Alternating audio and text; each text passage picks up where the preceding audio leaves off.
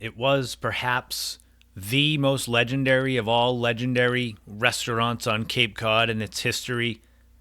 Generations of people from all across the country and probably all across the world came to visit this spot from the 1950s all the way into the 1990s.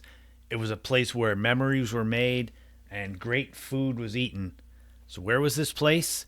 Well, let's take a walk in their footsteps. Hey, where you going? I'm going to Thompson's Clam Bar, 'cause that's where the tastiest clams are. Is the seafood good? The best by far. Let's go to Thompson's Clam Bar. Take Route 28 to the Clam Bar sign for the happiest eating from noon till 9. At Witchmere Harbor in Harwich Port, that's where you'll find Thompson's Clam Bar. Thompson's Clam Bar is basically when you start thinking of epic, legendary Cape Cod restaurants, it's usually number one. I can't think of too many others that would top it outright. It was located in Harwich along Witchmere Harbor, which is now it's now the Witchmere Beach Club.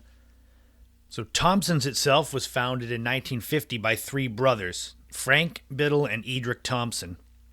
And during its more than 4 decades in service, it became an institution, this restaurant.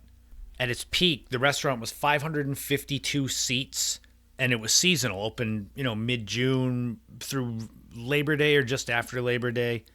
And on the regular, they would serve more than 2,000 people in a night. In actuality, there were times they would do more than 3,000 people in a night. And being open from noon till 9, that's a lot of people and a lot of turnover coming to get the fried clams, fried seafood. And on those nights that they did 3,000 people, there would be a party held for the staff. I could only imagine doing 3,000 customers in 9 hours. That's incredible. So how did this all get started? Well, before Witchmere Harbor even existed, it was called Saltwater Pond. And the Clam Bar, the shack, was part of an 8-room inn that was built on the western side of the pond. In 1889, it was dredged out to the ocean, out to Nantucket Sound. Then it became Witchmere Harbor. So the connection to the Thompsons is that the Thompson brothers, their parents had been married at the inn in 1913 and basically stuck around to run it. The brothers would start off by living in the inn and referring to it as the Hangover Inn or the Spit and Whittle. So eventually the fishermen would be coming into the harbor with their catch, and eventually the Thompson family allowed the fishermen to tie their boats up at the docks and unload their catch. And one thing led to another where there'd be people hanging around and they'd see these fishermen with their fresh fish, and this led to the people actually wanting to buy the fish right there from them, right off the boat, literally. Buying the fresh fish, the people would want it cooked and want to eat it right there. And that's kind of how Thompson's Clam Bar started, was just from the fishermen unloading their catch and people just happening to be there and see it and want to eat it right there. Thompson's was well known for its fried clams, clam chowder, the baked broiled and lazy lobster, fried scallop, shrimp, all the way up to chicken and steak. They had something for everyone, which I think is kind of part of the reason why they would do 3,000 covers in a night sometimes. In fact, into the 1960s, Thompson's got so big that they opened a second location up in North Truro. That one didn't last as long, but the building still stands up there. It's now a place called Montano's Italian Restaurant. In addition to having the second Thompson's that lasted a little while up in Truro, they had a staff dormitory located not far away from the restaurant in Harwich on Saquatucket Harbor. It was called the Bourne House.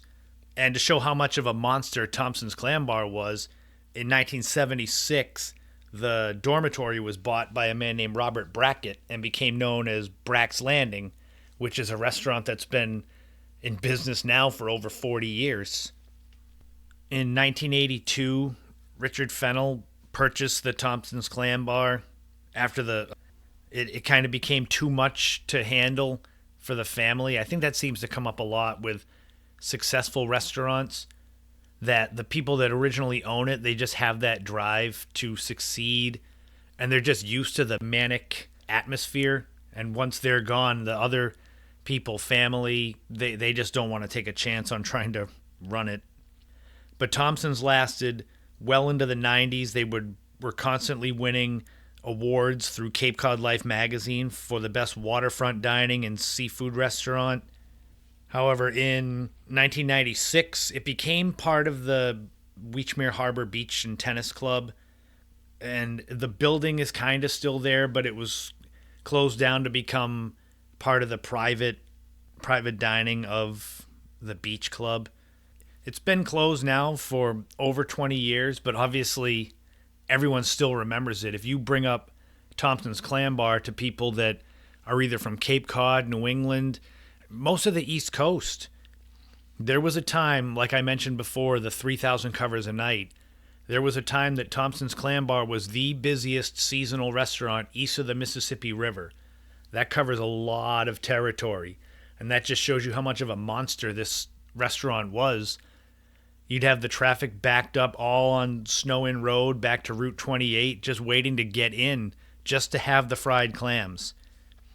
And it became part of like the experience to say you went there, especially in the 80s and 90s when it was a legendary juggernaut of a restaurant.